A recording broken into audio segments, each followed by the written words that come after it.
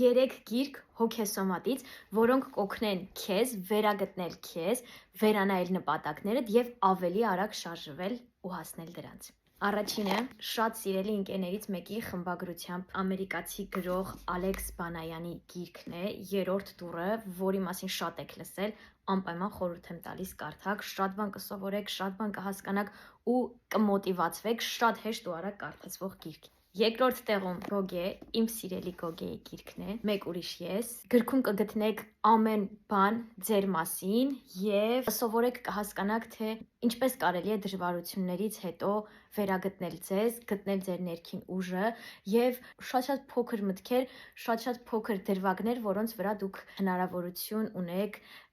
ձեր մտքերը սևեռելու եւ